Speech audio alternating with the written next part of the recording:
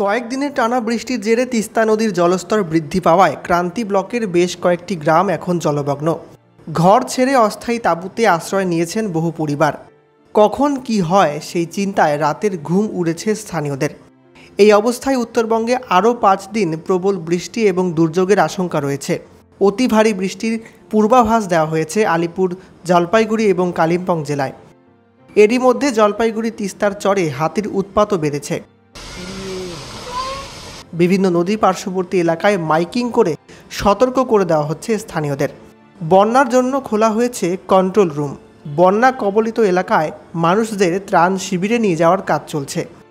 অন্যদিকে তিস্তার পাশাপাশি ফুলে ফেঁপে উঠতে শুরু করেছে অন্যান্য নদীগুলিও।